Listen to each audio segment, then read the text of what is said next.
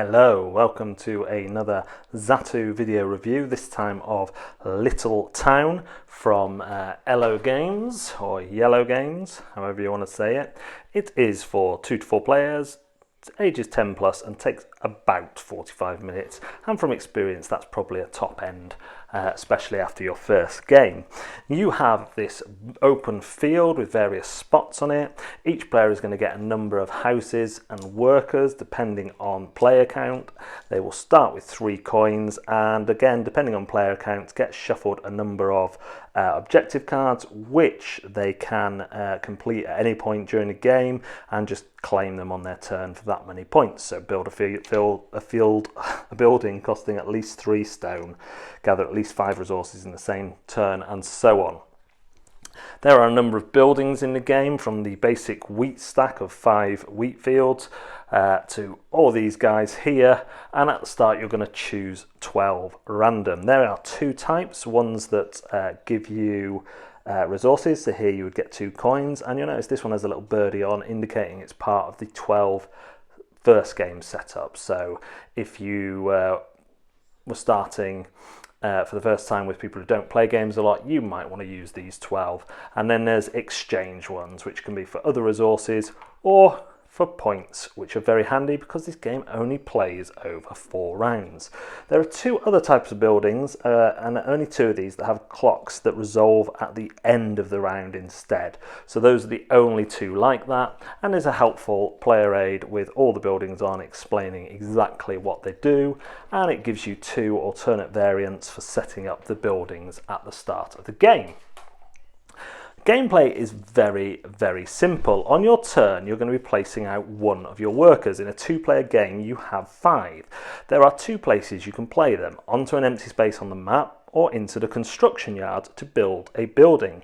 Buildings have a cost and a point value, and you'll get those points as soon as you build them. So if I place my worker here, I will activate all squares around that worker, including diagonals and buildings. So I would get 1, 2, 3 wood. If I placed it here, I would get 1 water, 1 stone, and 1 wood. Here, you treat these as separate because they're in different squares: 1, 2 water, and 1 wood. Of course, as the game goes on, you may build buildings. So I might have built something here, and whenever you build, you put one of your houses on it to display that, so we know this is mine. So now I'd get 1 wood, 2 water out of fish, and 1 wheat. At the end of a round, you are going to need to feed your workers, so it's no good spending all your wheat and fishes, because you do need to give each of your workers either wheat or a fish to feed them. If you have money, you can use 3 coins at any time as a wild resource. So as the game goes on, things are going to be built up more and more, and you might come into a situation where you want to use someone else's building, which you can do as long as you pay them 1 coin. Whenever you build, instead of placing your worker on the map, you'll just place them down on here. Once everyone has played through and used all their workers, everyone will take their workers back, and the house tokens and buildings stay in place. Move the round token up and move the first player token on to the next player, and you will go again. After 4 rounds, you'll count up any extra stars, points from the castle and watchtower, and you'll get 1 for each 3 coins in your possession. The player with the most stars at the end will win. And that is basically the whole game.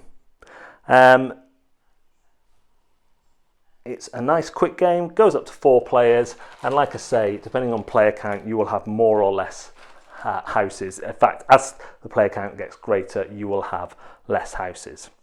That's Little Town. Little Town from Yellow Games was a game that I was a little bit wary of because I'd seen mixed reviews. Thankfully, it is a game that is right up my street in that it is small and perfectly formed. Actually, that's not my street. I don't know why I said that. The game revolves around kind of a basic worker placement that could be used to teach newcomers or family members who don't play games about worker placement. And it's a really generous worker placement as well. You're putting your worker into a field and you're gaining potentially 8 things.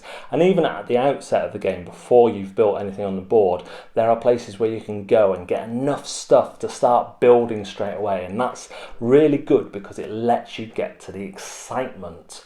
And the buildings are great, they're clear, the icons clearly tell you what they do, and the idea of ownership is a really nice one that doesn't always appear in games of this level. It teaches about using things that belong to other people, but the rewards it gives to those other people are relatively small but nice. Coins are nice to have in this game. They can be used as wilds, and they give you end game scoring.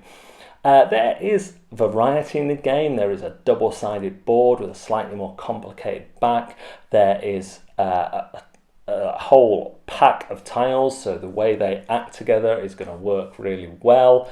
And I really like the choice between where to go on the map, when to build. If I build this thing, will that person want to use it? Shall I wait till they've got no coins to build it? Might they build it first? And all those kinds of strategies.